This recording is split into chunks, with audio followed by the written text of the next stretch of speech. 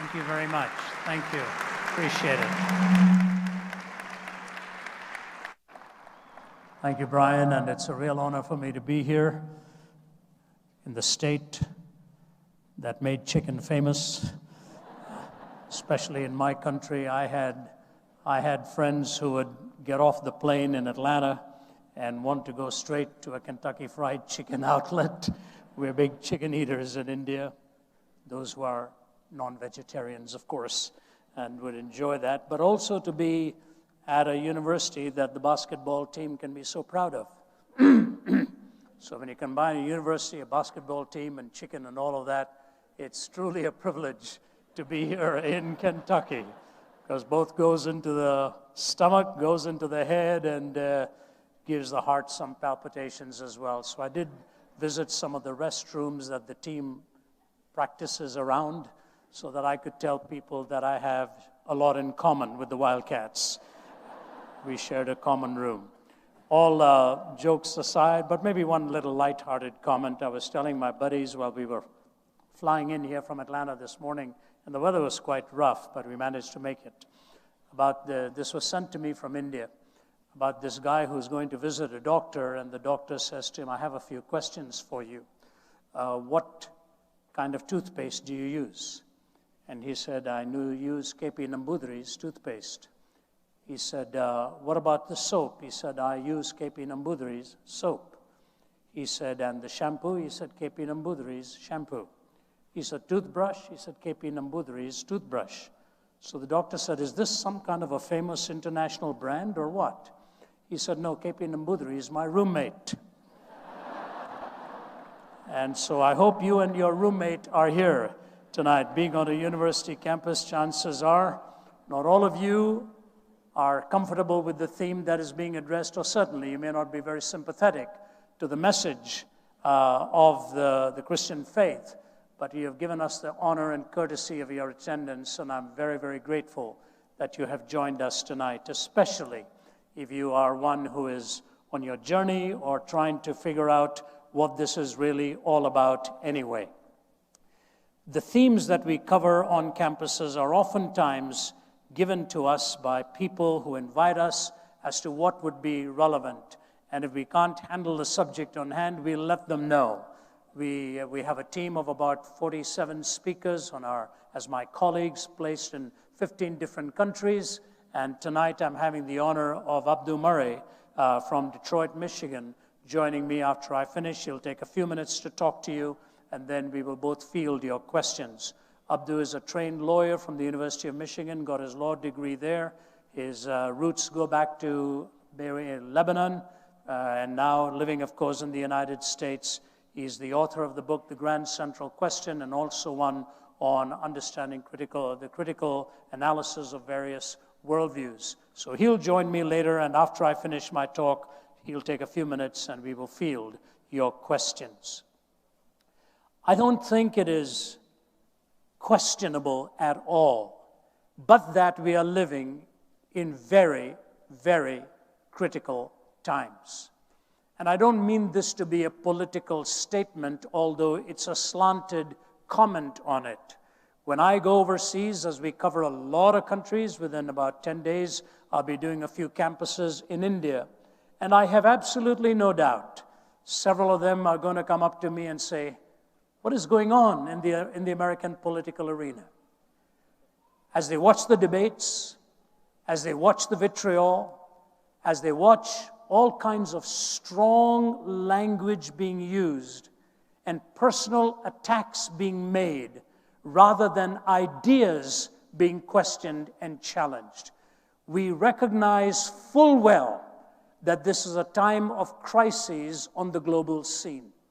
Many years ago, I was in Syria, about 5-6 years ago, and I was a guest of the chief of intelligence in Damascus. They always called me in whenever I arrived to remind me not to get into the political turmoil of that part of the world, and I always gave them my word.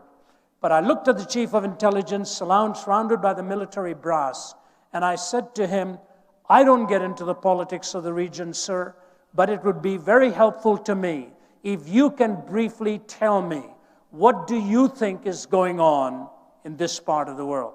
And I want you to know this was before anything like ISIS, any of the crises that had erupted, before the Arab Spring, and so on. And his answer to me shocked me because it was made in a statement or two. He said, Mr. Zacharias, if things do not change here within the next 5 years, this whole place is going to blow up. If things don't change here within the next 5 years or so, this whole place is going to blow up. And how do you come back with another question on that? The fact of the matter is that there is an incredible uncertainty as weapons of destruction pile up, and those controlling some of those weapons come from backdrops and political structures where they are more demagogically controlled than the will of the people or some ethical underpinning that drives their passions. And so I want to begin with two comments and then lead into a basic backdrop against which I want to address these issues of the four major questions of life. It was in the 1970s, I believe, that Malcolm Muggeridge, that prolific writer, made this comment.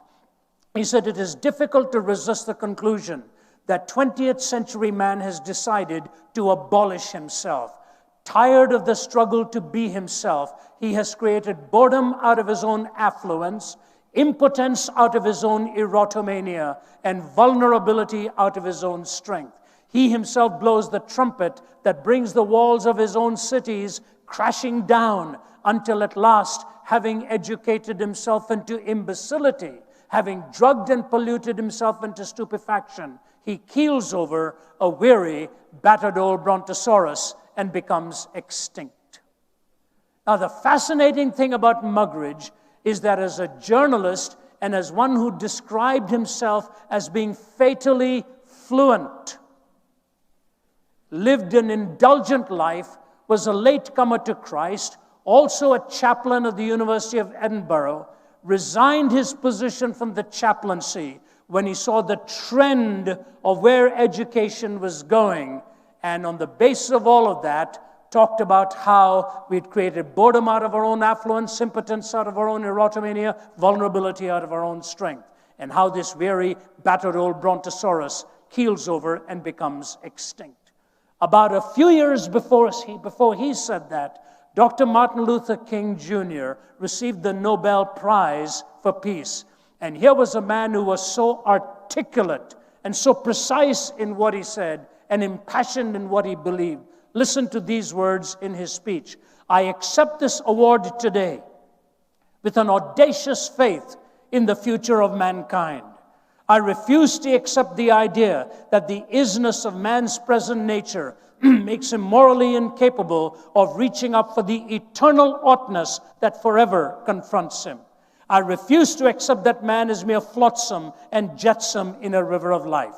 I refuse to accept the view that mankind is so tragically bound to the starless midnight of racism and war that the bright daybreak of peace and brotherhood can never become a reality. I refuse to accept the cynical notion that nation after nation must spiral down a militaristic stairway into the hell of thermonuclear destruction." Now here's the line. "I believe that unarmed truth and unconditional love will have the final word in reality." I believe that unarmed truth and unconditional love will have the final word in reality. So to you as young, bright minds in one of the finest universities of the world, I have this question to you. If our entire educational ethos is built on naturalism and a scientific single vision of ultimate reality, which discipline in that framework gives to you the imperatives of unarmed truth and unconditional love? These are philosophical principles. This is not given to us by the exact sciences. I believe that unarmed truth and unconditional love will have the final word in reality. What of the exact sciences gives you this eternal oughtness that forever confronts us? And so I say to you, whatever world you will live in, and when you're sitting down and somebody introduces you and says, you know what, next month he's going to turn 70, you say, my word, I didn't know that myself. But it's true. The calendar does not lie. And we are reminded again and again of, as each passing year comes and goes, that the world is changing at a staggering pace. I have no idea what kind of world will be yours 10 to 15 years from now, but I'm hoping it is the kind of world that Dr. King talked about, the bright daybreak of peace and brotherhood. What a glorious thing it would be to have unarmed truth and unconditional love, because truth is the most powerful weapon in the world, and love is the most supreme ethic in the world. Where do we find these? The philosopher who lived between 1844 and 1900 was the German philosopher Friedrich Nietzsche. His father was a pastor. Both of his grandfathers were pastors. But somewhere he clenched his fist at God and philosophically believed it could no longer be sustained. And he wrote this parable. You will recognize it. I will read it for you in extenso, a few paragraphs, because on this I want to build my deductions. Have you not heard of that madman who lit a lantern in the bright morning hours, ran to the marketplace and cried incessantly, I'm looking for God, I'm looking for God. As many of those who did not believe in God were standing together there, he excited considerable laughter. Have you lost him, said one. Did he lose his way like a child, said another. Maybe God is hiding. Is he afraid?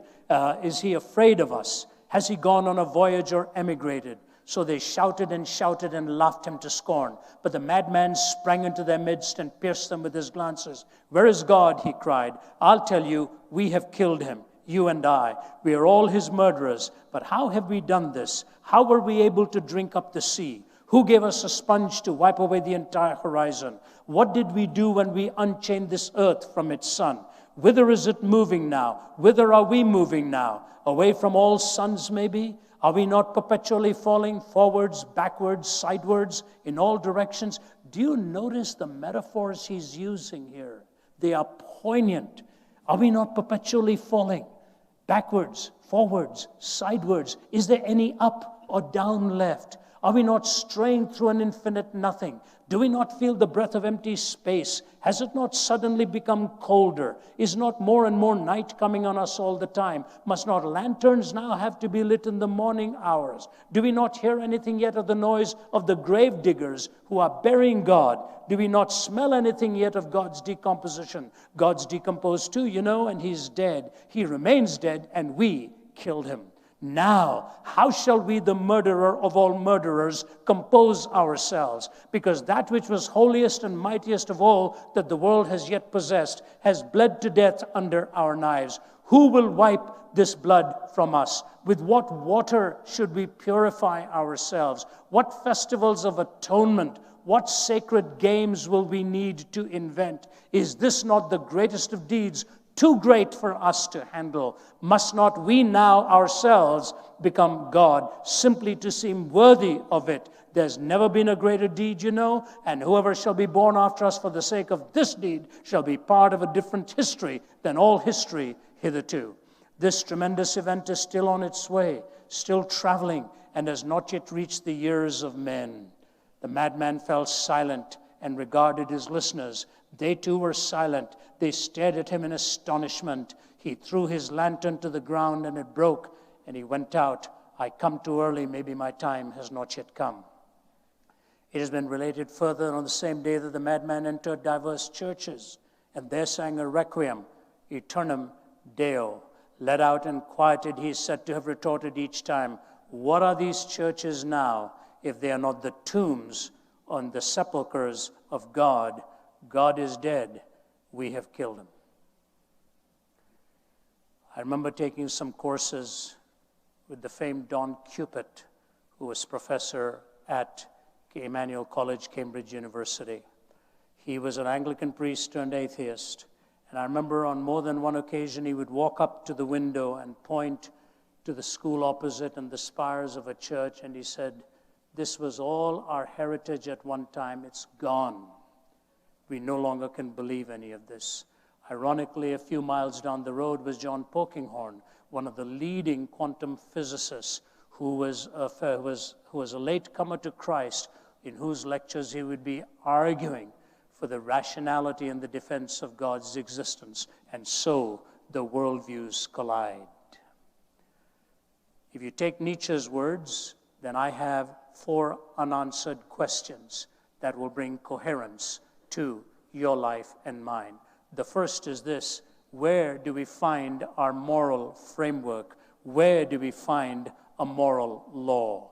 If naturalism is completely in control, if materialism is all that there is, and there is no absolute, remember what Nietzsche said, there is no up and down. There is no up and down. And so if you listen to politics, it's right or left. There is no up and down.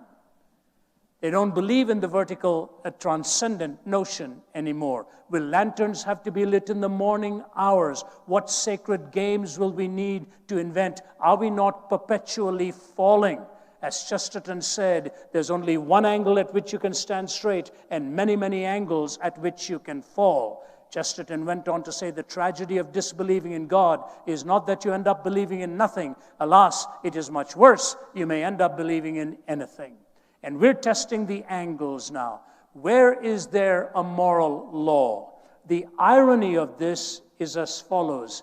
Adolf Hitler took the Nietzschean phrase of a higher history, took the writings of Nietzsche, personally presented Nietzsche's writings to Stalin and Mussolini, and between these 3 created a kind of a hell in this world. And I've given the illustration so many times, but I never tire of it, because we are always not far away from being forced to repeat the same mistakes. It was in the 1980s, during the Cold War, when I happened to be visiting Poland and Russia. I'd never been to those parts of the world before, and my host in Warsaw took me one day to visit the concentration camp of Auschwitz. I had been to Buchenwald and Dachau and some of the other camps, but they were not death camps, so emotionally I was not prepared for it. And when you walk into Auschwitz, the only thing you hear in those confines, I kid you not, is silence. You don't hear anything. Probably, if I'm being brutally specific with it, the one thing I did hear was a young gal storming out of there and then bursting into sobs and going outside to sit in the front veranda of that building. And when we walked out, I still saw her sitting there holding her face in her hands. She was a young woman. She saw what had happened. You see, at Auschwitz alone, they were obliterating them at 12,000 every day. And Eichmann's comment was that the first time he saw what happened and got the report of a whole lot of them being herded into the gas ovens, denuded, shaven, the head shaven off, and leaning flesh against flesh, already emaciated, they were told they were going into the showers. And when they would be taken into that room and the gas spigots would be turned on, they would only be able to hear 1 or 2 people screaming out gas, and that's all they would hear, and the bodies were literally shoveled out. Eichmann said, as painful as it was the first time, I learned we were now able to disperse of many, many bodies at the same time and do it in the quickest possible way. He said, 1 death is a tragedy, 1,000,000 deaths is a statistic. But just outside the gas ovens were the words of Hitler. I want to raise a generation of young people devoid of a conscience, imperial, relentless, and cruel. What they did with kids there, what they did with womankind there, as many people were dragged into this onslaught who didn't want to be dragged in, who never realized what they were going into. When I wrote a book called Jesus Talks to Hitler in a great conversation series, I went to Nuremberg with one of my colleagues who is an authority on that to help me with my research. The first thing that struck me in the judgment hall at Nuremberg, just above the tribunal, were the 10 Commandments. And as you leave the hall, above the door, or I forget, above or beside it, was the Garden of Eden and the temptation, you shall be as gods, knowing good and evil, meaning defining good and evil. So here was the challenge. Were they going to let God be God, or were they going to become definers of good and evil? Now, the important thing to state here is to understand what I am not saying. I am not saying for a moment that an atheist, by definition, is an evil person, a mass murderer, this and that. That's not what I'm saying at all. I'm just wanting to point out that once you do away with the absolute, once you do away with the existence of God, where do you turn for your absolutes? Where do you turn? How do we get an answer? Probably the most recent work of Sam Harris made a noble effort at trying to talk about the moral landscape. And of course, he transposed positions from talking about morality to well-being. And then he himself concedes towards the end that, yes, we have a lot of psychopaths in the country, about 3 million of them, and a person can be a mass murderer and still be extremely happy. And in a puzzling conclusion, then ends up not really with an absolute, but some kind of a continuum. And so the man today who stands in front of the lens of a camera and uses a sword without even having the courage for his or a face to be seen to behead somebody can also say to you and to me, he is doing this for geopolitical well-being. It's exactly what they believe. I have sat across tables and discussed, dialogued, and asked such questions. And I say the discussion, even amongst philosophers, is a divided house. Kai Nielsen, the renowned atheist from Calgary, we have not been able to show that reason requires the moral point of view, or that really rational persons, unhoodwinked by myth or ideology, need not be individual egoists or classical amoralists. Reason doesn't decide here. The picture I have painted for you is really not a pleasant one. Reflection on this actually depresses me. Pure, practical reason, even with a good knowledge of the facts, will not take you to morality. This is a very outspoken atheist. He says this, even with a good knowledge of the facts, it will not take you to morality. Richard Rorty, if moral imperatives are not commanded by God's will, and if they are not in some sense absolute, then what we wish to be is a matter simply of what men and women decide should be. There is no other source of judgment. Two renowned atheists, Bertrand Russell says, you know what? I cannot live as though ethical values was simply a matter of personal taste, but I find my own views incredible. I do not know what the real solution is. There has to be a rational justification above all of our differences. And this is especially important for America at this time in her history, where pluralism is a design, and it is a good design. I happen to be a privileged one who was born in one part of the world, at the age of 20 moved to the other part of the world, and because the doors of these nations were open with a legitimate pluralism, people like me could come here, earn a living, raise our families. But the absolutes that built this nation are now in serious jeopardy, and we had better realize it. The absolutes that built this nation, because the nation talked about the fact that there were naturally endowed rights given to us, that these truths were self-evident. All of these moral statements are very critical to understand in the light of our pluralistic culture in our time. I know by going to places in the world right now, people look at me and will ask the question, what is going on in the West? What is going on? Was it not Adolf Eichmann who finally, when he was tried in Israel and was sentenced to the death penalty, I was there when they were dealing with all of the evidence and was given several pages and pages of the trial, which I was able to get back before I wrote my book. But here's Hannah Arendt describing Eichmann's last moment. This is critical, And I move to my next thought here.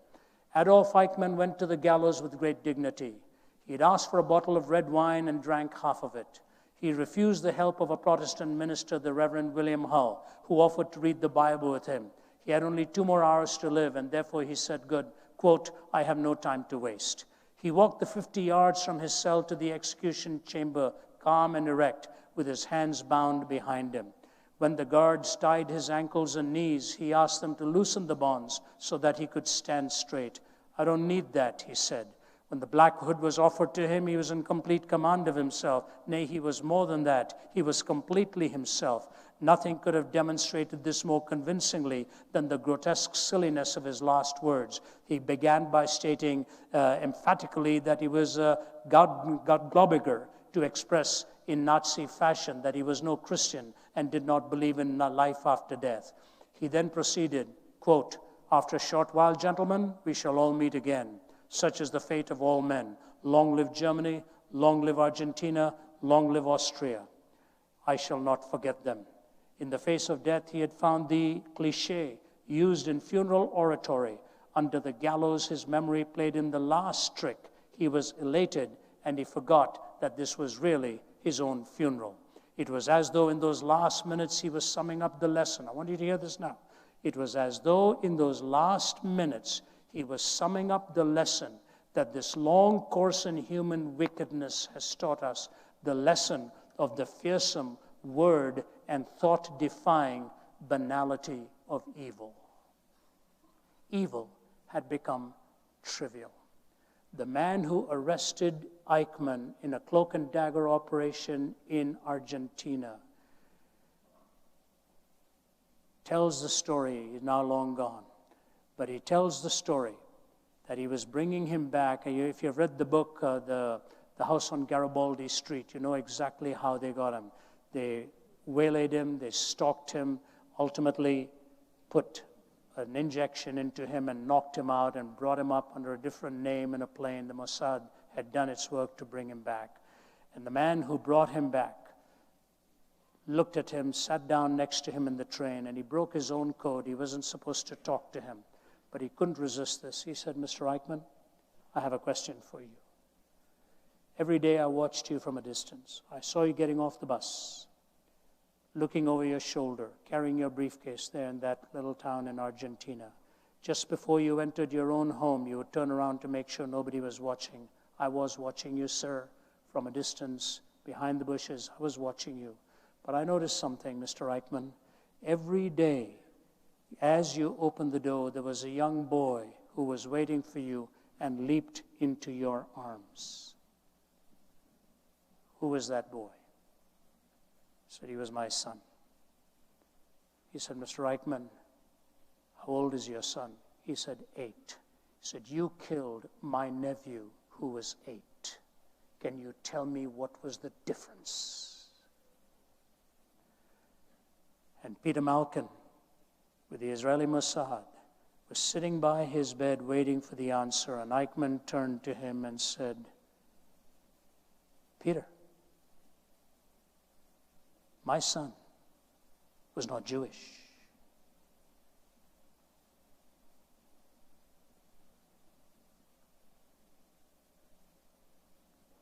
Malcolm said he got up from there and walked away and sobbed with uncontrollable tears. He never wanted to see this man again. The bright daybreak of peace and brotherhood had not yet become a reality. Where are we going to turn from moral law? Where am I going to find your value and my value? If you don't have essential value, we are dependent upon the state to give us value.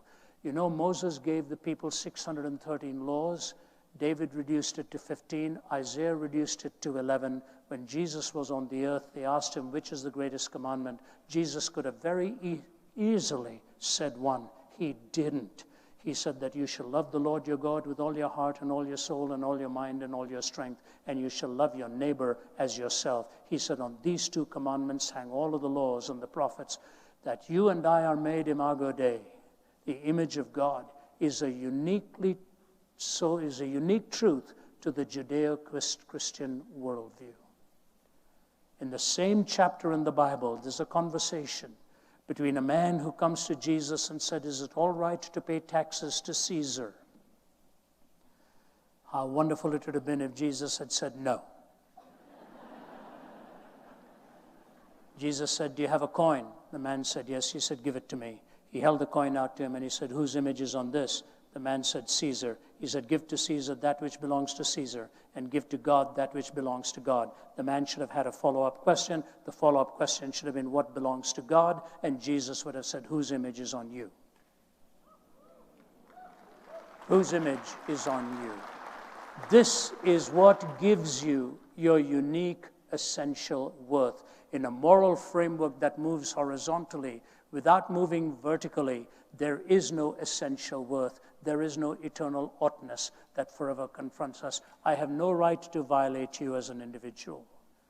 I have no right to violate your property. I have no right to invade your life because you are made in the image of God. You have a right to make your choices. I have no right to stand in the way of your choices either. But the choices will always have consequences. And so what I say to you is, God gives you the greatest compliment in telling you you're made imago Dei. And Jesus Christ takes that so specifically. He says to you that your body and mine are the temple of the living God. We don't go to the temple. We take the temple with us. This is inviolable. The moral law that Martin Luther King talks about, the eternal oughtness. And people often say, yes, he was very much inspired by Mahatma Gandhi, which is true. Mahatma Gandhi's life in ahimsa, nonviolence, had a lot of an inspiration. But let me tell you two things about that. Mahatma Gandhi would never have used the term unconditional love, because that is very much from the Judeo-Christian worldview. And Gandhiji carried a New Testament wherever he went and often would quote from the Sermon on the Mount. And it is fascinating that in one of Gandhi's homes in India is a quote by Bertrand Russell. And outside that home, the banner says this: "It is doubtful that the Mahatma would have succeeded in his effort, except that he was appealing to people with a Christianized conscience." So here was an atheist applauding the success of a pantheist because of appealing to the conscience of a theist. You see how important it is to understand that a moral law has to have this transcendent value. But secondly and quickly, not only is the question of a moral law unanswerable from a horizontal perspective, Guy Nielsen sustains that. Even J.L. Mackie argues for the struggle. You've got several atheists who deal, Michael Ruse deals with the same issue, Richard Rorty. They all bring up the question of where do we go for an absolute objective moral law? But the second question is that of meaning. How do I really find meaning in my life? Recently, I had the privilege of speaking at a conference called Passion. Some of you are out here who are at that conference. 40,000 in a live audience in 3 venues, and tens of thousands scattered across listening in from about 115 different universities in 47 countries, 18 to 24 or so, that age bracket. Many of those who went forward to find help, do you know what were the 2 most important issues in their lives for which they sought help, 18 to 24?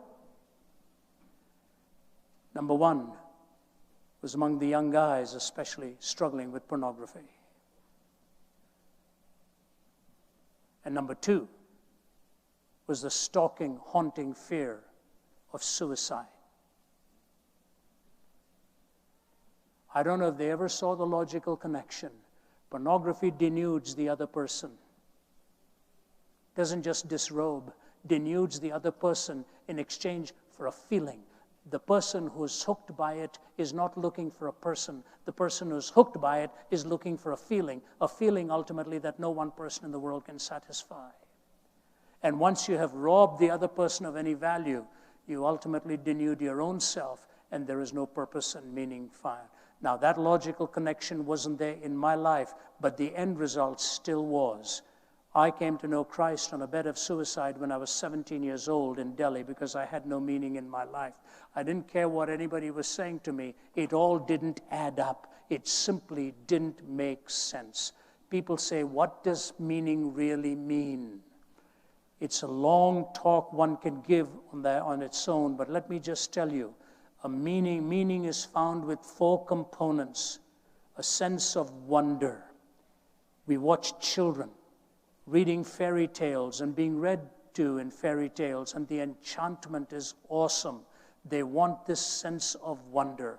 But as they grow up, they begin to struggle, and they say the fairy tales are not true. They were merely fantastic. They were mere fantasy. Now they're looking for that which is fantastically true. Wonder, truth. Thirdly, the experience of love. And finally, the knowledge of security. If you're really looking for meaning, to build a coherent worldview, you're going to have these 4 components: wonder, truth, love, and security. I will deal with just one of them as I bring my message to a close. But here it is, this sense of a moral law that we cannot find, the quest for meaning that we hunger after. Let me give you an illustration of this. One existentialist writer wrote a play a long time ago called The Adulterous Woman. A woman who had just wanted to flirt with all this kind of stuff, but she had held back and never indulged in it. So her husband takes her into a town where he's dealing with his works and jewelry and all of that. At the end of it, he comes back exhausted, and he is in bed, and the woman thinks to herself, everything I saw in town, tonight's my night to have a last fling. I will never have it again. And he's sound asleep. She wakes up, gets dressed, goes out into the night, and expends herself in ways she had never, ever dreamed. She spent herself into pleasure and exhausted with pleasure. She comes back in the early hours of the morning, opens the door while he is still sound asleep. She slips under the covers, but there's a big problem. She cannot fall asleep now. On her pillow, the tears are rolling down the side of the face. And her husband hears the sobs and wakes up and looks at her and said, what's the matter? She brushes him aside and says, nothing, just nothing. See, the loneliest moment is when you have just experienced that which promised you the ultimate, and it has let you down.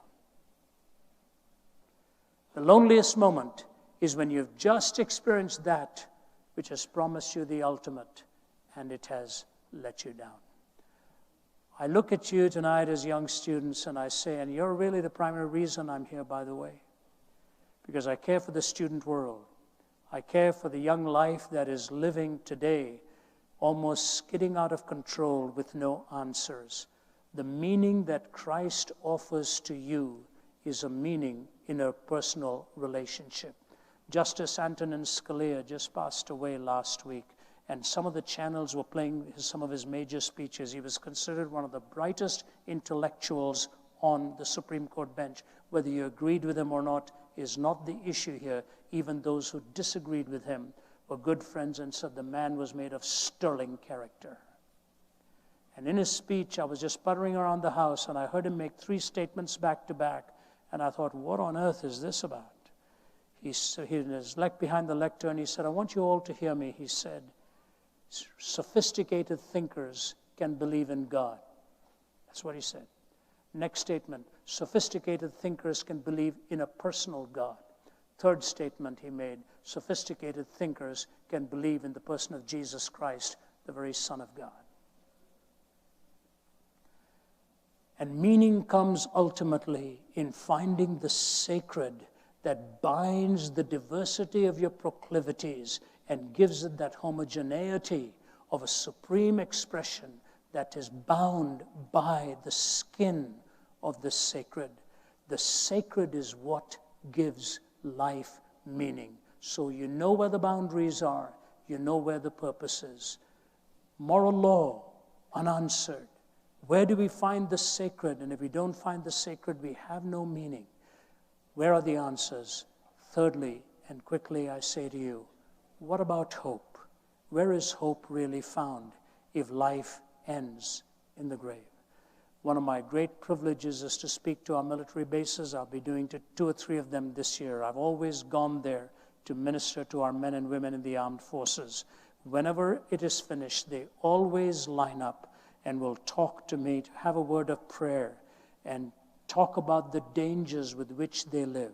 I was led into this when I was 25 years old, speaking in Vietnam. I was a young undergraduate student, invited to speak in Vietnam, going from military base to military base.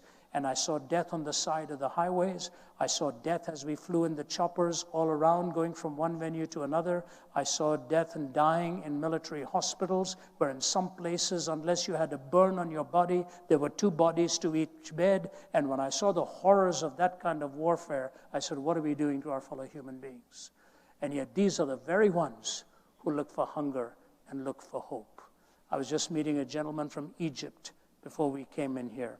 My colleagues and I were in Egypt in November, and one night we spoke to a large number of young people. On that given night alone in Cairo, over 500 young men and women responded to the invitation to follow Jesus Christ. Their life had been empty. They realized the moment had come to see what it is that Christ offered to them. And before I moved to my final thought, I had a dialogue with Sheikh Hussein, the leading Shia cleric in Syria. He sat from the table there with an interpreter, always kept addressing me as professor, even though I told him I wasn't a professor. But he kept respectfully calling me Professor Zacharias, Professor Zacharias. He would ask me a question about my faith, I would answer him. I would ask him a question about his faith, he would answer me. What a marvelous moment of a few moments they were to dialogue cordially with somebody of a different worldview. And people listening to this for nearly 3 hours. When it was over, he leaned forward and said something through the interpreter. I said, what did he say? He said, Mr. Zacharias, maybe it's time for me and my people who follow a different faith to stop asking if Jesus died on the cross and to start asking why.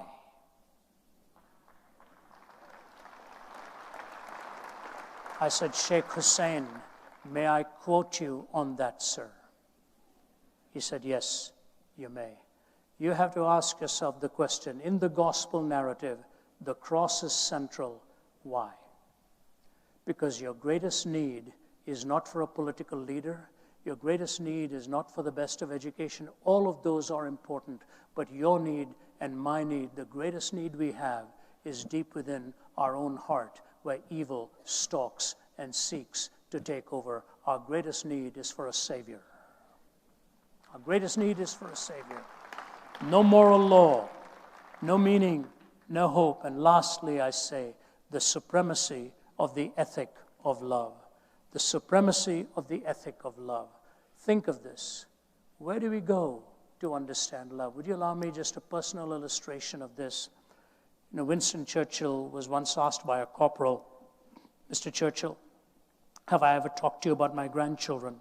Churchill said, no, and I want you to know how much I appreciate it. So I won't bore you with my grandchildren's stories, but since I'm not Churchill, can I tell you at least one?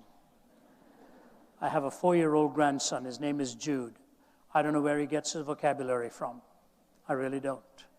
One day he leans over at the dinner table a few months ago and he says, Papa, what is the meaning of sophomoric? I told my daughter, you better watch this guy. If he's using the word sophomoric, which I didn't even understand till I was in my 20s and was probably very sophomoric in my behavior at that time. But one day his mother, when he was about just a little over 3, his mother had lost her car keys. And she's looking around the house and can't find it. And she slapped her forehead and said, I must be losing my mind. Jude comes over in front of her, looks her in the eye and says, Mommy, whatever you do, please don't ever lose your heart because I'm in there.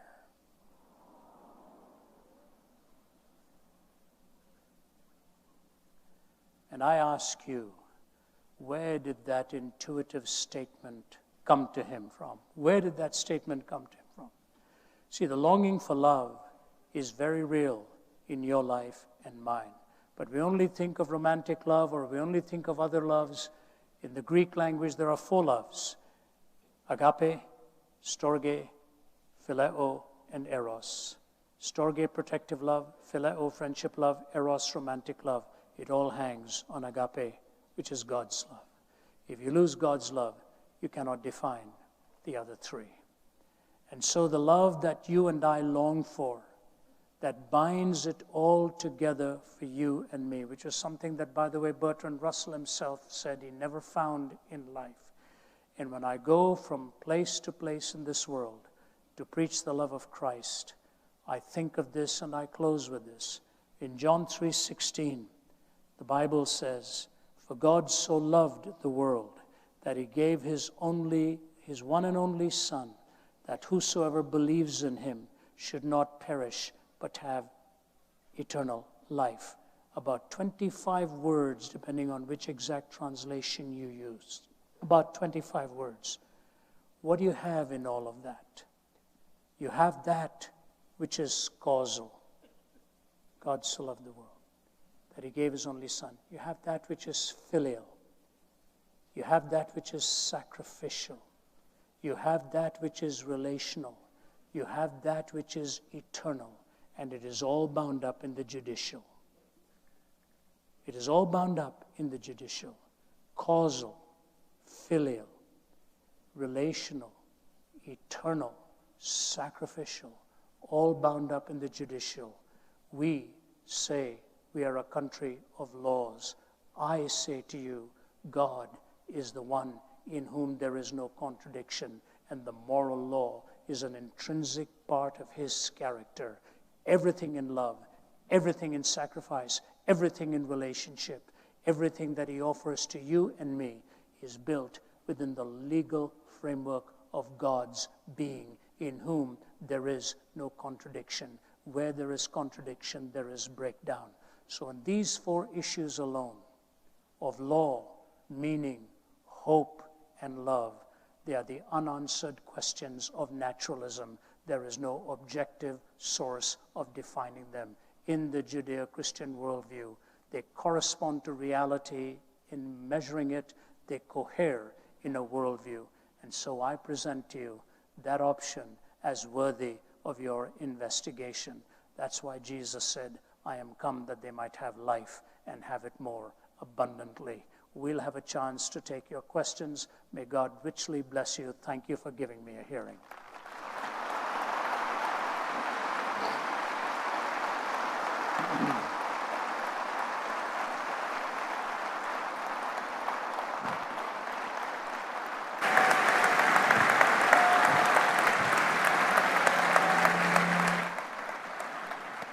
When I stand next to him, I fail the physical. I remember hugging my wife once, giving her the best possible hug, and she looked at me, pushed her face back, and said, she has a loving name for me, I won't tell you what it is. But she said to me, "I just want you to know you have the arms of a thinking man." So I'm working on becoming a non-thinking man, but I'm really glad to have the arms of a thinking man here too. This is Abdu Murray. He's going to share a few thoughts with you. Please welcome him from Detroit, Michigan. Thank you. Thank you. What a blessing and an honor, and a daunting task, by the way, to follow the comments of a truly thinking man. My name is Abdu Murray, and I'll be joining Ravi for some Q&A following just some very brief comments. If you've noticed, there's a bit of an oddity in my name, and one of the first questions I get, speaking of Q&A, is what's with the Abdu and what's with the Murray? Lebanese and Scottish? How does that work? The short story is that basically they got anglicized when we came over. You can't really write my last name or even say it in English letters necessarily. So they said, okay, your last name is Murray. So I'm Lebanese and Scottish, which means that I fight with everybody. I hope not today, actually, that won't be the case. We want to come to you in the spirit of answering your questions with the real sense of we can disagree or we can agree, but we don't necessarily have to be disagreeable about these things. Now, as we come to you talking about these questions, and you're going to have some very profound questions over the course of the evening, generated, I hope, by Dr. Zacharias' talk and some of the things you've heard. I want to ask you a question, and it's a question that neither I, nor Ravi, nor anybody else can answer, I should say. The question is this: why are you here? Why are you here? There's a lot of you here, and everyone has an individual reason why you're here. Now, perhaps you're somebody from a strong Christian faith, and you've come to hear how a defense of the Christian faith can go, someone who can provide answers to these things. Maybe you've been posed a difficult question that you can't find the answer to, or you've struggled to articulate it. You're, of course, welcome. Maybe you're someone who's come from a Christian home, who has a strong Christian faith, or who had it, at least at one point, but because of the way in which the worldviews have come at you, and you've had these questions posed to you, and you don't know how to answer those questions, maybe your faith is teetering on the edge of ruin. It's a great place for you to be. Maybe you're somebody from a contrary worldview, somebody who was not raised in a Christian home, or was, and now finds themselves to be an atheist, or maybe you're from a pantheistic background, or you're a Muslim. This is for you as well. But by the way, you're someone with whom I most identify in this room, because I came from a worldview that was not a Christian worldview. I was raised most of my life from a counter worldview to Christianity. I was raised as a Muslim, a committed Muslim, and I took it seriously. In fact, friends, I would actually challenge my Christian friends about their worldview. You see, I had this fundamental belief in God's greatness. As a Muslim, we believe in Muslims believe in this phrase, the content of this phrase, Allahu Akbar. You've all heard this phrase. If you've watched the news for 5 seconds, you've heard someone say Allahu Akbar, and unfortunately, when you hear it, something bad happens. But the reality is this, friends, that oftentimes, Muslims say this all the time in nonviolent ways. It's not really a battle cry always. It's a blessing. It literally means God is greater. The fundamental doctrines of Islam, and for me especially, was God's greatness. How do we understand God to be truly great? It literally means God is greater. So for the Muslim, there is no being who is greater than God. And I firmly believed that. I also believed in those days that Christians wished they believed in a God who was great, but they were really confused tritheists. They thought they were monotheists, but they were confused tritheists, whatever it would be. And I would challenge them on their faith. And I would say, I hear this, this hymn you sing, how great thou art, you ought to change it to how great thou art not. And I would go into it, challenging the Trinity, the Incarnation, the Atonement, and the Bible itself in terms of its validity. But a funny thing happened in the way of the mosque, as they say. I was confronted with the credibility of the Christian faith. By the way, I was an equal opportunity faith knocker outer over. It wasn't just Christians I was looking at. There were people from contrary worldviews, whether atheist or Hindu or Buddhist, whatever it was. But Christians were low-hanging fruit in the area I grew up in. But they began to respond to me and to say, this is actually something you might want to think about. The validity of the Bible, for example, and how we have it transmitted down through the centuries as something that is reliable and gives me a source for the historic Christian faith, for the theologies behind it, that the Trinity actually makes some kind of sense. And in fact, it makes supreme sense if you're looking for a God who is truly great. That the atonement, the incarnation of God in Christ and what happened at Calvary's Hill actually can satisfy not only the heart, but also the mind. And of course, the historicity of the resurrection of Jesus himself. These things started to build up, and they were becoming what Al Gore would call an inconvenient truth in my life. You see, I didn't want them to be true because that would mean that I'd have to change my perspective, my worldview. And if we know something, and I think everybody in this room knows this, you know that if you hold a worldview dearly, there's a certain level of clinging to that worldview because a worldview actually comes into play into your identity. And so if you change that worldview, you change something about who you are. It's a tough thing to do. And friends, it took 9 years as that inconvenient truth became more and more true, but also more and more inconvenient because of the identity shift that would have to happen in my own life. 9 years of searching, of asking questions, of debating, of getting questions answered, and then rehashing them over and over again. That I began to see that this worldview is worth at least considering. All of us, no matter what your stripe is, from a secular background, from a theistic background, from whatever it might be, we all face this. Think of the words of Thomas Nagel, the famous philosopher, atheistic philosopher out of New York University, when he says, I want atheism to be true, and I'm made uneasy by the fact that some of the most intelligent and well-informed people I know are religious believers. It's not that I disbelieve in God and naturally hope that I'm right in my beliefs. It's that I don't want there to be a God. I hope there is no God. I don't want the universe to be like that. That's a very honest statement. Not about the lack of evidence in favor of God, but about the desire that there be none. We all face these things, every one of us. You see, the issue is this, and I found this over that course of that 9 years. The answers are not all that hard to find. They're not all that hard to find. They're not even all that hard to agree upon intellectually. But they can be very hard to accept because it requires each one of us to change something about ourselves. You know, C.S. Lewis made the statement, if you look for comfort, he said this actually, he said, if you look for truth, you will find comfort. But if you look for comfort, you will get neither truth nor comfort, only soft soap to begin with, and in the end, despair. It's very important you hear what he's saying here. He's saying, if you look for truth, you will find comfort in the end. But if you look for comfort primarily, you will get neither. Only a soft soap to begin with, but in the end, there will be a despair. Because truth has a way of catching up to us. But we want to sort of serve that comfort. I certainly wanted to. I can tell you this, I identify with that. I wanted desperately for the Christian worldview to not be true, especially the gospel of Jesus and him dying on a cross. You see, I thought that if I believed in a God who was great, how could it be that the God of the universe, the God of all creation, could become incarnate in a limited body and die on a cross at the very hands of the sinners he created? How is this God great exactly? But then I realized something, and Dr. Zacharias mentioned it about the whole supreme ethic of love. Think about this.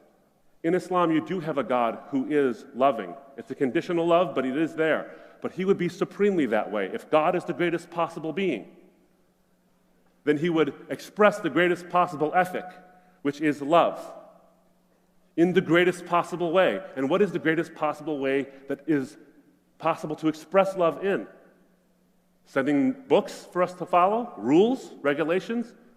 These might be acts of love, but they're not the supreme act of love. The greatest possible way to express the greatest possible ethic is self-sacrifice. And if you and I are capable of doing that, ought not the God of the universe, the greatest possible being, be able to do that himself? And the cross of Christ, the historic cross of Christ, and that empty tomb proved he did it.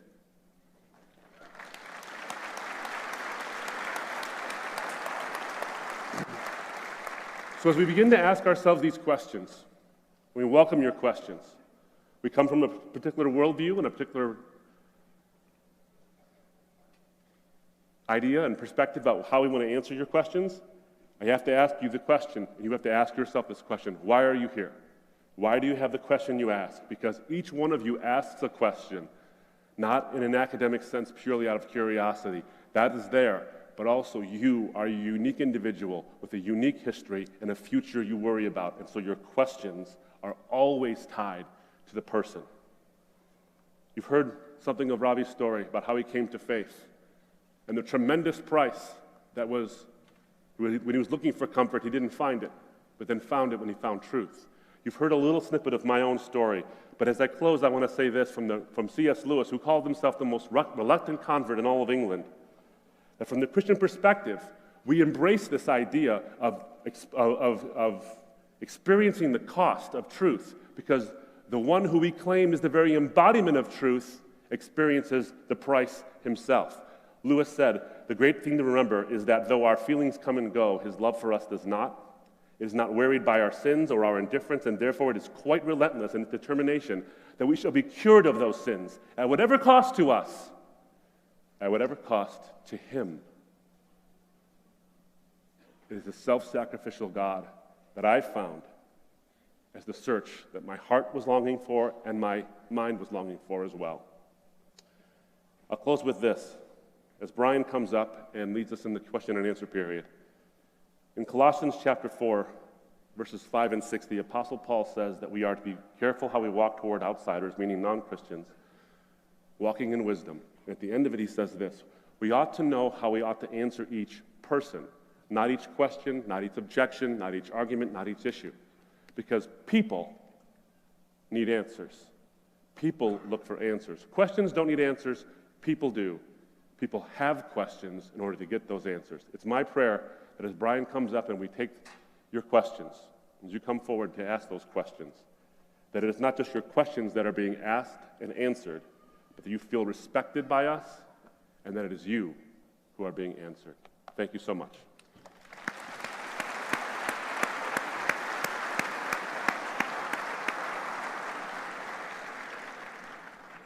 So here's what we want to do. We have a microphone that we are setting up just down here. One of the things that I know Abdu and Dr. Zacharias appreciate is just the ability to even look a questioner in the eye, to try to honor them with just a face-to-face interaction. And so if you have a question here tonight, you go, I just need this answer. And in particular, tonight, as Ravi said, we are so glad for so many people from the community to be a part of tonight, but tonight is primarily about students. And to give students a chance, as many ideas are shared on a university campus that would be in conflict with what's been shared here tonight, to give students a chance. And so if you're a student here and you go, I have a question I want to ask, and in particular, if you're somebody who's going, I'm someplace along the journey, I don't even know where I'm at along the journey, but I've got a question that needs to be asked. We want to give you a chance and invite you to come up and to ask a question at the microphone. So if you have a question, you want to start making your way up here, we want to take any question, honor any questioner that we have here in the center tonight. So go ahead and feel free to make your way there. If you are maybe a little bit shy and you go, there's a lot of people here and I feel nervous, we understand that as well. We have a slide up here. If you have your phone available as well, you can do this. I really want to encourage you to take the opportunity even now. We won't have time to take all the questions here tonight. We'll have space for Q&A afterwards. But to find a space there to line up. But if you go, I have a phone, and you want to text in or tweet in, I think we've got a slide up here actually above my head here. Submit your questions. You can tweet a question in to UKY Ravi. You can use that hashtag on Twitter. You can also, if you want to text, that is the CSF cell phone, which I'm pretty sure will explode. So if you hear something, don't be alarmed. It's just a cell phone going boom. But you can text in a question as well if you have one there or you want to tweet that in. So if you have somebody here, I know there's a lot of people here, we want to honor any questions that you have. So we have an open mic, and I know a lot of people have some questions. So if you have anything you want to ask, feel free to make your way over.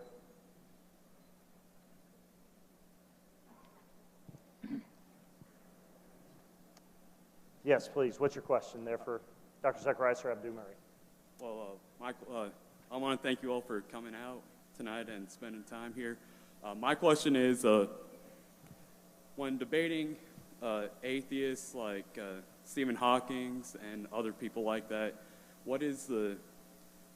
how do you convince someone like him that God exists without using the Bible necessarily? Well, I was having lunch with Stephen Hawking yesterday. No, I'm just kidding.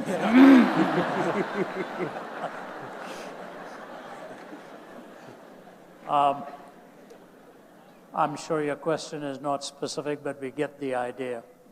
I spent 6 months at Ridley Hall in Cambridge and actually heard 1 or 2 lectures from him, one a very famous lecture from him at Lady Mitchell Hall in 1990. And he was addressing the issue of are we determined or are we free?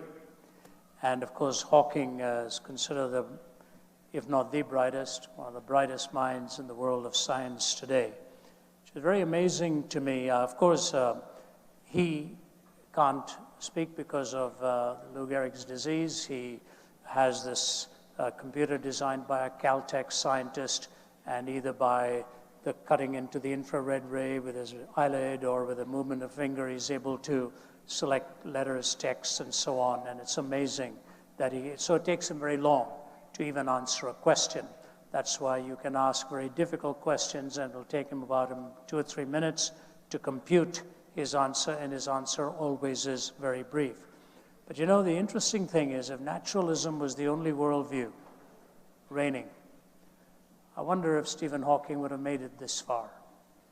A scientist gave him the equipment by which he could communicate, but it was love, compassion, altruism, and generosity that cared for him and brought him through all of those years. So there were philosophical ideas behind it that protected his life. In his brief history of time, the last page, he makes something like this. He said, "Now I have told you what. If I could tell you why, we would have the mind of God." Very interesting that he gave that little caveat, and at that time he was attending 1 or 2 churches in the area on the weekend, and somebody told me who knew him that he was on his own spiritual search. But of course, in his later book, The Grand Design, he talked about the fact that gravity explains everything, and he made the very irrational and unfortunate statement that philosophy is dead. So much so theologians did not respond to him. The chairman of the philosophy department at Cambridge responded by saying, maybe it's about time the oracular Professor Hawking recognized that he's not kept up with our discipline as much as we have with his, and this kind of hostility developed. But as I told you, down the road was John Polkinghorne, the quantum physicist, who of course knows Stephen Hawking. I don't know what the answer is, how one leads him, but the answer to your specific question, how do you do it without invoking the Bible, is really not that difficult. Because his explanation that gravity is really at the heart of it and explains everything is like me explaining a dictionary because of the alphabet. It doesn't follow. The alphabet exists, but the compilation requires design and specified complexity. It is a rather simplistic explanation to say gravity explains it all. And our colleague from Oxford, John Lennox, responded to Stephen Hawking in one of his books, and I think he called it Stephen Hawking's God or something to that nature. John Lennox, who has a triple doctorate and was professor of mathematics at Green College, Cambridge, Green College, Oxford, and is one of our colleagues on our team. So they've responded. David Berlinski also, even though he's a skeptic, has responded. I would basically say three very simple things. Number one, however you section physical concrete reality, you always end up with a state of affairs that concrete reality doesn't explain its own existence. That physical concrete reality doesn't explain its own existence. Number two, wherever you see specified complexity and design, you assume a designer. Number three, looking at the history of culture, humanity, and history, you see the very person of Jesus Christ coming with the prophetic scheme and the specifics of it and all the promises contained there and his transformation in the human heart. So whether you take those three stages, however you cut down physical concrete reality, you end up with a state of affairs that it doesn't explain its own existence. Whenever you see specified complexity or design, you assume a designer. And in the human events and course of history and culture and the human search, you see, especially in the person of Jesus Christ, the evidence of God's existence. But if you take just the first two and leave the third out, it ought to lead you to wherever the evidence actually directs you. And once you accept the existence of something non-physical that is eternal and a designer, you can go into history and the human experience and see how it is that Jesus Christ indeed has changed lives, changed history, changed hearts. And in that three stages, I think you can demonstrate the reality of a personal, moral first cause who also offers to transform the human heart. That would be my basic response, but people like John Polkinghorne and all in his book, One World, have done a marvelous job of explaining it. Do you have anything to add to that, Abdul? Just something short. It would be this. The next step, though, is not just to speak to the language that someone else speaks. And if it's science, then we can talk about science. And science points to things. Now, science is a measure of the physical world. But it also leads to implications about what the world is actually like in a non-physical realm, in terms of the moralities that are around us, in terms of the meaning and the purpose for which we were created. In fact, when you look at someone like Francis Collins, who is himself a Christian, a quite devoted Christian, who is a scientist, in fact, the leader of the Human Genome Project, and now I think the director of the National Institutes of Health, he will tell you that when you look at DNA, for example, you have the universe itself, then you have the specific design of DNA itself. 3.1 billion bits of information, specifically ordered. And we're finding more and more of the information that's actually coding for, or actually has function, the more and more we look at it. You're seeing something. You're not seeing a specific statement that says this is God created, but it is an implication that that which is ordered specifically has an informer. The information has an informer. There's an implication being made there, a leap. Not too far of a leap. In fact, when you look at Stephen Hawking's own words about the way in which the universe itself seems to be designed, that there are certain properties that if they were even infinitesimally off by a hair's breadth, you'd have no life possible in the universe in any way. And to quote, I think it was Frederick Hoyle who said, Edwin Hubble, I can't remember which one of the H's, who said that it looks like somebody's been monkeying with the physics. Interesting statement. But there's another aspect to this. Once we speak about these things, then we can start talking about what the Bible actually has to say about these things, because if the Bible is true, this might get you to theism, but how does it get you to understand if Christian theism actually holds water? Because if the Bible comports with what we find in the natural realm, if the Bible comports with what we find in the moral realm, then you see a correspondence between the two. And I'll tell you this, as someone who was not friendly in any way, shape, or form to the validity of the Bible, I remember specifically grabbing a little green Bible from a Gideon. I still have that little green Bible, going back to my apartment so I could find a contradiction in it that would finally sort of, these two guys who were coming to my door, they were trying to convert me to Christianity. I was going to knock them down finally with an objection, a contradiction they couldn't explain. And in that little green Bible, specific words, I won't go into the detail because time doesn't permit, but specific words from Luke chapter 3, verse 7, suddenly got me thinking about objective truth and whether or not I was being fair with the data. Here's the point. The Bible itself spoke to a skeptic of it. So be careful about our desire to speak with lofty arguments and closed Bibles.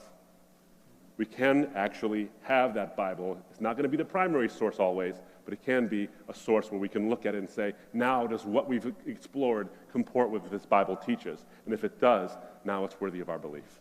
Great question. Thank you. Thank you. Yeah. We have, we're going to take, this is going to be about a 30-minute time. We appreciate the time here, but we want to tackle as many questions as we can. Again, we're going to do some more afterwards. Dr. Zacharias and Mr. Murray will be down front, but a few more questions here. Please, go ahead. I just wanted to know why Closer. did God put the tree in the garden to begin with? He ultimately knew what decision Adam and Eve would make. So why even put the tree there to begin with? Because it makes it just seem like we're just a big social experiment. Let me give a shot at it first. Great question. If you understand, if you look at what the nature of God first, that's what I go to, the nature of God first. And from a Christian perspective, God is a community. There is one God who is one being, but three in his personhoods, Father, Son, Holy Spirit, eternally distinct personhoods who share one nature. Is that easy to grasp? No. Is it comprehensible by finite human beings? No, but it doesn't go against our logic. So God exists in the Christian mindset as a community. He defines what love and relationship is. He eternally exists in a state of relationship. So you as an effect, he's the cause, but you as an effect actually crave, desire, want, covet, and mourn the loss of relationship. It's one of the key things about human existence. And you're the effect. Shouldn't the cause reflect something about that? And in this case, in the Christian worldview, the cause, who is a triune being who exists in relationship, actually explains why you, the effect, want it so badly. Now, how does that relate to your question on the Garden of Eden? God himself is a relational being. And in order to have true relationship, instead of a wind-you-up automaton like the monkeys who clasp like this and the eyes bug out and all these things, where we just wind up and see where we go, he creates the ability for us to have a choice, an actual freedom to choose relationship. Because relationship not chosen is not really relationship at all. But relationship chosen is real. Love actually has an existence then in a real sense because love itself is vulnerable. So he creates this scenario where people can actually choose. The choice is freely given. God's foreknowledge does not necessarily mean he creates the choice that they make, but the possibility for them to make that choice. He does it so that we can have relationship.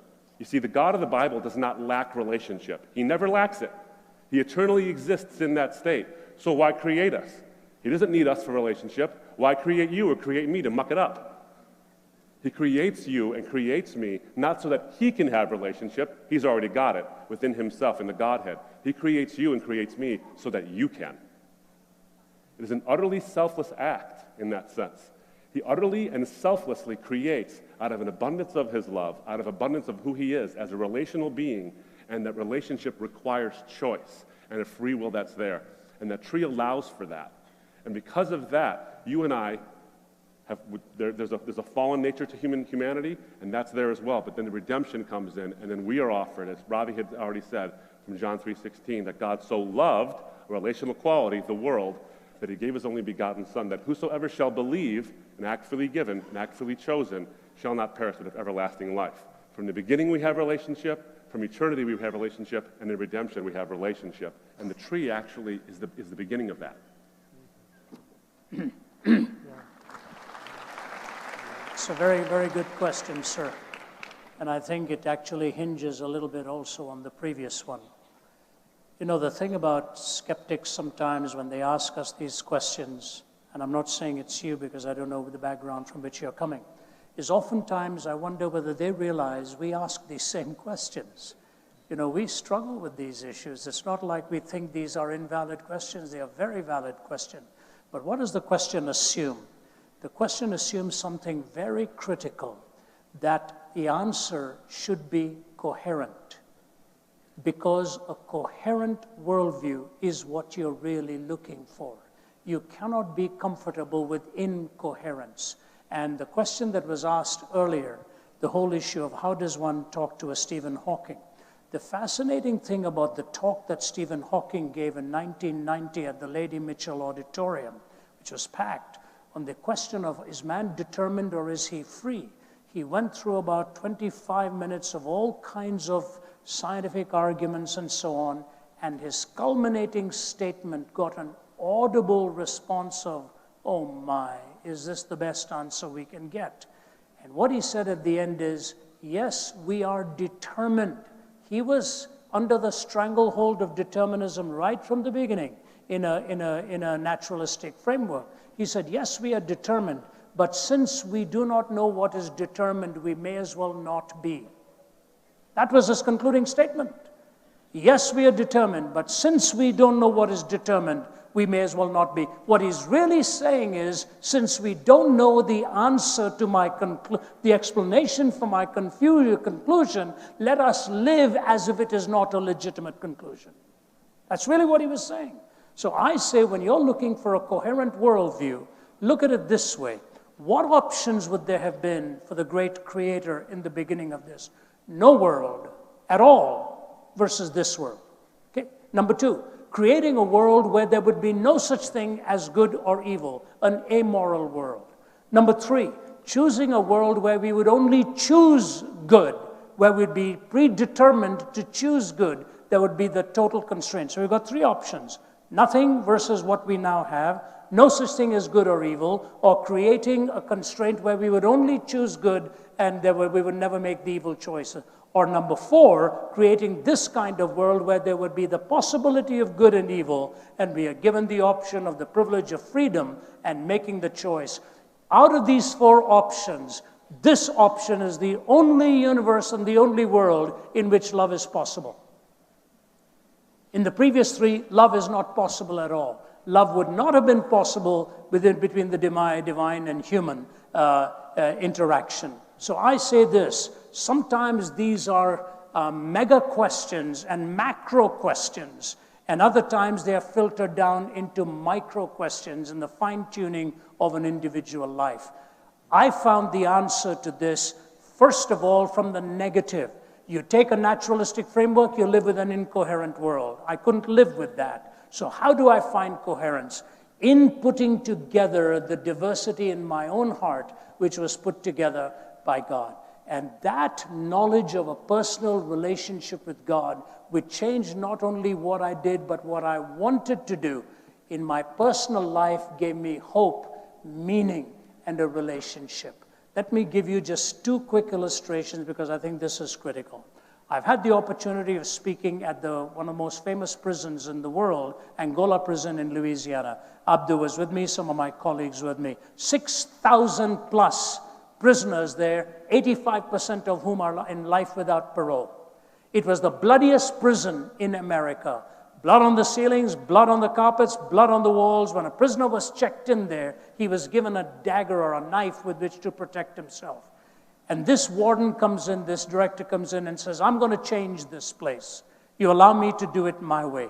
He put a Bible in every cell. He had chapel every day. He has a seminary that he's built in there. Within a matter of a year or two, it became the safest prison in America. Today, instead of a gang of thugs, they've got gangs of pastors going through that prison out there, and they're the prisoners themselves. We had lunch with them, And I said to the guy sitting opposite us, why don't you and get yours? He said, hey man, I'm going nowhere. You may as well go and get yours and then I'll join you. The guy who led in worship, a young man, I said to him, can I ask you a question? Because led worship so beautifully. I said, can I ask you a question? Are you here for a life without parole? He said, yes, sir. I said, how do you feel? He said, Mrs. Zacharias, if you'd known why I am here, you would never ask me that question. He said, but let me tell you something. Out there, I thought I was free, and the horrific things that I did destroyed people's lives and destroyed my own. Now, inside prison bars, having found Christ, I have never been freer in my life. This is the most free I have ever been. Pray for my family. They're outside and think they are free when they are really not. And he put his arm around me and prayed for me, and there were tears running down my face. We had lunch made by the prisoners. The warden sits there, eats the lunch that the prisoners have made. Boy, you call that faith? You better believe it. And he does it. Why? They have found meaning by an individual life being conquered. When you know Christ, when you have that relationship, and your will is transformed to his will, you find out why you were made in the first place. And the crowd is just multiplied opportunity for individual conquest that God desires in every life out here tonight. I'll leave that with you.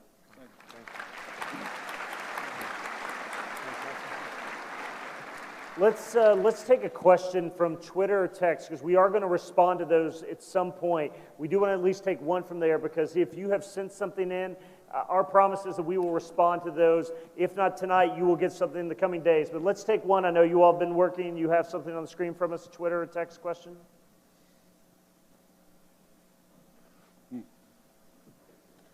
For those of us who can't read, Go ahead. am I a bad person for doubting or questioning my faith?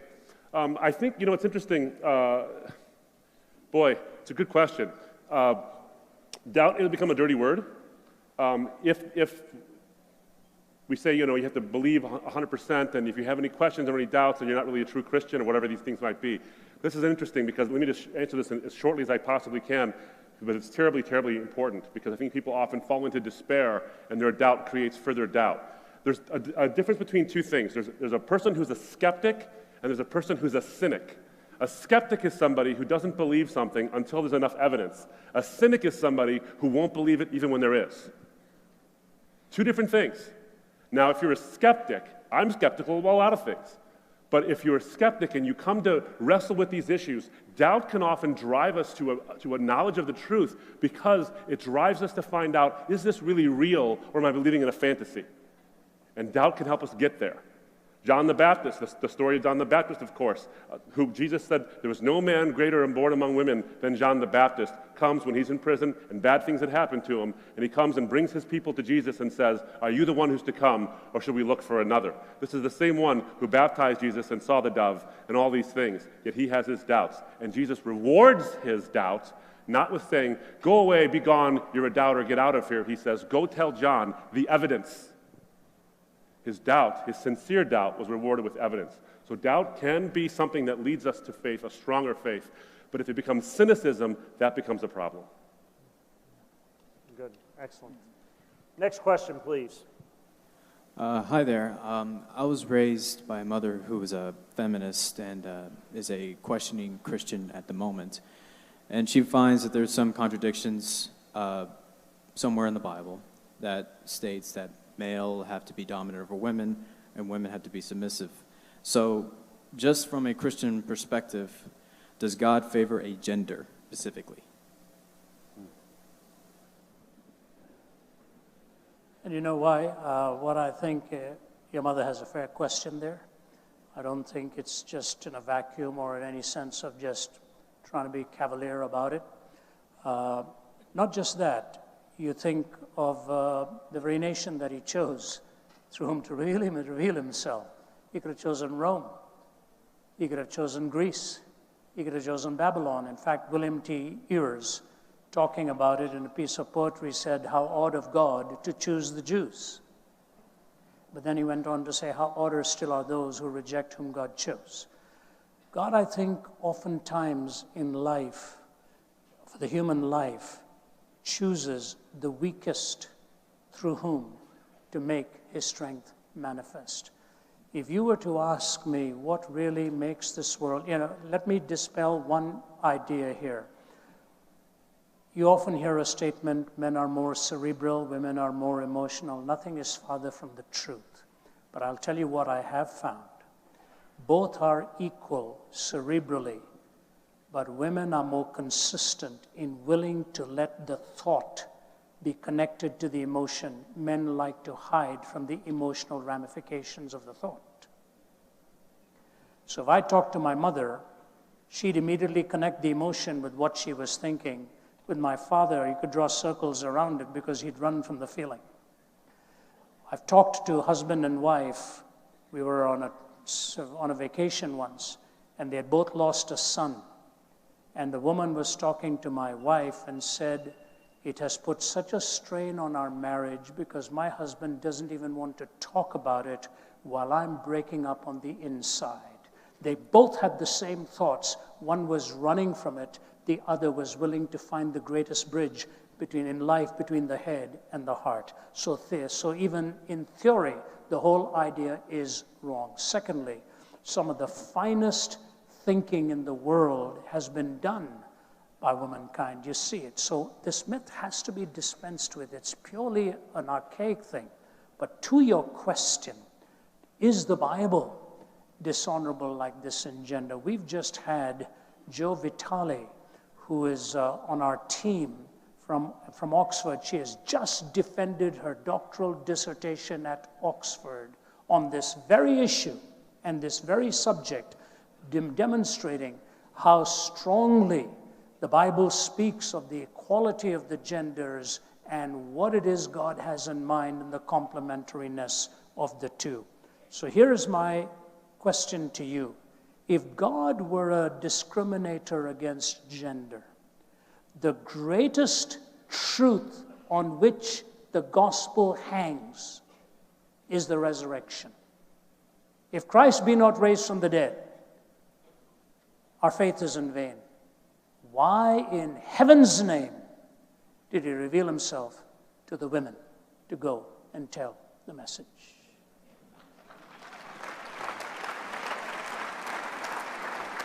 All of Easter hangs on the testimony of womankind with whom he trusted the entire gospel. When the woman with the alabaster ointment came to him and those were frowning about her, he looked at them and said, be quiet. Wherever the gospel is preached, there shall also this be told, what this woman has done to me in worship. He paid her the greatest compliment, that the gospel would be carried to the ends of the earth, and this story of this woman's faith will also be told. He goes to Samaria, and he sees a woman of the well with 5 broken, shattered marriages. She was ethnically barred from the society, as it were, maritally broken and shattered 5 times. He made her the first evangelist to the Samaritan world. Imagine what an incredibly gracious God to remind us that none of us is superior to the other. We only have the same privilege of taking our distinctives and complementary strengths and carrying the message to the world. I can tell you this, I would never be here today if it weren't for the strength of my mother. And when my younger brother was 6 or 7 years old, he was dying with double pneumonia and typhoid. My dad had given up. Our family had given up. We were living in Delhi. And the doctor came and told us, my younger brother Ramesh, who's today the chairman of the Department of Pain Management at McMaster University in Canada. He was 6 or 7, dying. I remember seeing him as a bag of bones for the last time. I'm 6 years older than him.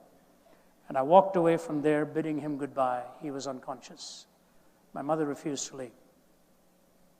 She refused to leave. She sat by his bedside, and we were all worn to the bone, including my dad.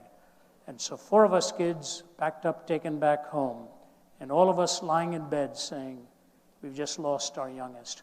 My mother sat by his bedside Whatever she was doing, I don't know, and in sheer exhaustion, for days she hadn't slept, and just by his bedside crying out to God to rescue her son. Somewhere in the early hours of the morning, he began to move and he was very much alive, but just quite worn out and broken. And that need of life was coming back to him. And the next day, when we all were told to come back to the hospital, his eyes were open and his whole life given fresh strength. There was only one out of the 6 of us there who had the strength to sit by that bedside and watch what loomed as a tragedy and watch the triumph to turn into victory. Anybody who thinks that's weak and lesser doesn't understand reality. God is the God of humankind. And the last thing Jesus said on the cross for the redemption of mankind was look at a young man and tell him not to forget his mother, to make sure she was also taken care of because a sword was piercing through her heart. That is our Lord, who treats all of us with intrinsic worth and reflective splendor. And I thank God for the beauty he has created in this complementariness. Thank you. Well, let's do this. We're still going to have some time to answer questions in the back. We've got kind of a special thing I want to make sure we cover at the end. So let's do this. Let's do one final question. Dr. Zacharias, I believe, wants to have some final words here, and then let's take a final question on this. Hi. I was wondering, I've grown up steeped in church traditions. I went to a religious school. I still go to a religious school. And I feel that perhaps indirectly I've been taught that the most important thing about Jesus is his death. And I was wondering how true that is. Well, boy, without his death, there is no gospel. Without his resurrection, the death doesn't mean anything. I once gave a talk, great question, by the way. I once gave a talk at a business. I sort of was talking about Easter at Diversity Day, because they'd never had a thing about Easter done at this particular business. And I made this statement, and I think it's true, that Christmas without Easter is meaningless. Easter without Christmas is not possible. So you see the birth and the death and the resurrection all wrapped up into the same the story. The story is a beginning, middle, and end. But when Jesus was asked, why have you come? He says, for this reason I have come. He's come to give his life as a ransom for many. That's the reason. Now that ransom is his death as a payment for sin, because what the gospel tells you and tells me is this. And by the way, if I can just have a short aside here, I love Jesus for a lot of reasons. One of those reasons is he's not a salesperson who tells you what you want to hear. He tells you what you need to hear. It's a very terrible sales pitch to say, you're evil, come follow me. What kind of a poster is that? But people do it anyway. He tells you what you need to hear, not what you want to hear, in distinction to every other worldview, by the way, which tells you that you can do it yourself. You're the one who can make it on your own, and I think if the 24-hour news is one of the worst inventions of the past 20, 30 years. I got a clap over here on that one. But one thing it does provide us, though, is ample evidence that man is in need of a Savior who's not himself. We need someone who's not us to save us from ourselves because of our innate evil and our sin. Jesus told us that 2,000 years ago. So we need someone who can redeem us, who can pay the penalty that we deserve. Jesus says, I'm that guy. Now what's interesting is, if he died and stayed dead, then how would you know he's right? He could be dead and, well, maybe he was right, maybe he was wrong, who knows? He's like everybody else, so maybe he was wrong. But he didn't stay dead. His death is the payment. When he says on that cross, tetelestai, when he says that in the Greek, it actually means it is finished, it is accomplished. It's a financial term, paid in full. It's like a stamp on a document. The debt is paid. That is done for us. But you can know that he was right, that he took away the sins of the world through that death because of his resurrection. If he died and stayed dead, no way to know. But he didn't die and stay dead. He showed his conquering over that death, his conquering over the last enemy through the physical and, I believe, truly historical resurrection from the dead. So the death without the resurrection doesn't really show you anything, but the resurrection shows that the death meant something. In fact, let me just put it this way plainly, it meant everything. Thank you. Some years ago, I had the privilege of speaking at the United Nations, and they had asked me to speak on a search for absolutes in a relativistic world. It's a tough subject, especially in the early hours of the morning. And you get about 18 minutes. And what I did in my talk is talked about 4 absolutes that we really look for: evil, justice, love, and forgiveness. I said we all have the desire to call some nation an evil nation. You brand some nations evil nations. But you all also talk about justice. You want just societies. You all love your families and you miss your families. And then some of you are going to blow it ethically, and you need to be forgiven. Evil, justice, love, and forgiveness. So I said to them, where in the world did all of these converge at one point in history? There was pin drop silence. I said they converged on a hill called Calvary. And as that meeting was over and I presented to them the message of Calvary, they were lined up, the ambassadors. And one of them came to me, shook my hand, and he said, Dr. Zacharias, he said, I come from an atheistic nation, and I don't want to be here. My president asked me to come here. I hate being here. I miss being here. But I want to say to you, today I have found out why I came here. I came here to find God. I came here to find God. Recently, I was in a Middle Eastern nation where the Minister of Finance came and asked if he could talk to me personally. Some of my colleagues know which one I'm talking about. He doesn't want to be there. So much violence. He sent his family out. And he said, I'm only here because of my faith and the sacrifice that Christ made for me, that I want to do my part in life. To take one aspect of the gospel and make it the most important aspect is actually that which God had joined together. Let no one put asunder. It is the birth, life, death, and resurrection. They are all put together. His death was spoken of, prophesied, and so was his resurrection. Even Paul struggled with that I may know him, the power of his resurrection, and the fellowship of his suffering, being made conformable unto his death. One thing the death of Christ does is answer for me the question of evil and pain and suffering that no other worldview offers. My colleague Vince Vitale and I wrote the book, Why Suffering? And in that I made the comment that God does not conquer in spite of the dark mystery of evil. He conquers through it. He conquers through it. So the cross is central, but it is not in isolation, because you and I do not need a guru. We need a savior to offer and heal that which is central to your life and mine. And the Cross of Christ by John Stott is one of the most powerful books I have ever read. If you haven't read that book by John R.W. Stott, it's an all-time classic. Please take it and read it. But it fits into the grand design of God's total plan. Thank you for asking that. And now I come to this closing. Many times, as the years have gone by, and I've been in this now for 4 decades, I ask myself the question, why am I doing this? What's in it for me? Your organizers will tell you, money is not even mentioned in this when we come. I frankly don't know who's paying for what in this. We just show up. We're here. And we cover 15 to 20 countries a year. Deep in my heart, I am persuaded that outside of Jesus Christ, there is no other answer to the haunting questions of your life and mine. I say that truthfully.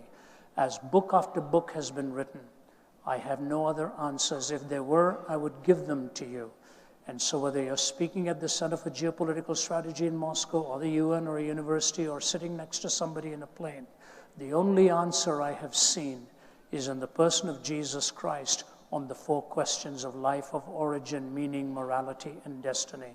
And especially to you students, may I say this, you have a rare privilege. You have a very rare privilege.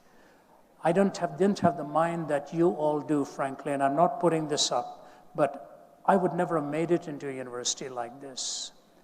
I lived for cricket. I wanted to play cricket. I was a sports person. I wanted to play cricket for India. That was my goal. I neglected my studies, never worked hard, ended up with shame on a bed of suicide. In about 2 weeks from now, I'm speaking at St. Stephen's College at the University of Delhi, probably the premier institution in the whole country of that specific nature. Anybody here from India will tell you St. Stephen's College, Delhi, most of India's students would never even get in. And yet the principal has asked me, if I would come there and present a defense of the Christian faith. God has a sense of humor. I would never have made it as a student, and now they're asking me to come and speak to them. This is how God does it, because the coherence of the Judeo-Christian worldview deals with where you are. And you have two options to go with, and I'll close with this and give you what I think would be a marvelous response on your part. Your tensions are great. Your allurements are great. Your physicality is a strength, but also makes you vulnerable. You are possibly oftentimes at the mercy of an academic who wants to knock God out of you. This happens again and again and again. I hear it so often. I will tell you this. You reject God and your worldview will become systemically incoherent. You follow the truth where it leads, and in the person of Christ you will find personal meaning and the meaning that God can help you carry it to the rest of the world. Konrad Adenauer, after the Second World War, was alone with Billy Graham. Billy Graham is not very formally educated, and he will tell you that. With a minimal education, God's anointed him. Konrad Adenauer looked at Billy Graham. Billy Graham told this to us around a gathering of lunch. And he looked at me and he said, Mr. Graham, do you believe Jesus Christ really rose from the dead? And Graham said, Mr. Adenauer, if I didn't believe that, I would have no message left to preach to the world. He said, Konrad Adenauer walked out towards the window, looked out of that window and turned around. He said, looking at the ruins of his city, he said, Mr. Graham, outside of the resurrection of Jesus Christ, I know of no other hope for mankind. Outside of the resurrection of Jesus Christ, I know of no other hope for mankind. Several years ago, when I was a young man just starting my ministry living in Toronto, I was driving on the 401. It was a cold night, snowy night. I was driving in my little Volkswagen Red Bug, and I saw a guy on the side of the road thumbing for a ride on a highway. I said, somebody's going to run over him. I pulled up on the side quite late at night, about 10:30. I opened the door. I said, are you okay? He said, can you take me home, sir? I said, where do you live? And he told me it was not near my home, but I was fearful for him and fearful for myself. He was a total stranger. I said, come on in. So before he even said anything, I said, please give me your name. He said, my name is Lorne Lusthouse. I said, as we are driving, talk to me about who you are, and then I will tell you what I do. And as we were driving, he said to me, tonight's been another night. Same thing, liquor, fun, everything. He said, Ravi, I'm a messed up young guy. I'm totally messed up. He was stopping, pausing, thinking, collecting his thoughts. When I dropped him off at his home, I took his hand. I said, Lorne, I'm leaving out of town early tomorrow morning. Will you please see me when I come back next week? Here is my phone number and my address. I want to see you. I want to meet with you. He said, okay, and he took my phone number and address. When I came back, there was a letter waiting for me from Lorne Lusthouse. But when I contacted, I found out that week he had burned himself to death as well. And in my letter was this poem. I want you to think about it. Lost in a world of darkness, without a guiding light, seeking a friend to help, my struggling, failing plight. So all of you good people just go on passing by, leaving me with nothing but this lonely will to die. For somewhere in this lonely world of sorrow and of woe, there's a place for me to hide, but where, I do not know. For no matter where I go, I never will escape the devil's reaching, clutching hand or the drink of fermented grape. So out of my grief and anguish, perhaps some wandering boy will see and build his own life in this world, strong and good and free. But he was gone. What a genius to be able to put those thoughts together. What if this same young man had turned that genius to the glory of God as a poet? You look at a fork in the road, and I just say to you, you don't have to take our word for it. Get the Gospel of John and say a prayer. Jesus, if you're really who you claim to be, speak to my heart and change my heart. If you are truly the Son of God, you mean that sincerely, and I'm hopeful that he will answer your prayer. And when you enter that relationship, you will become an ambassador for him as well. What an honor for me to be here at your great university and see a turnout like this. We're not worthy of a turnout of this nature, but thank you for hosting us. And if even one of you gives your life to Jesus Christ or begins your journey in that direction, we would consider worth it for having come here. Turn your hearts towards the home for which God has made you and build your own life strong and good and free. God bless you and thank you.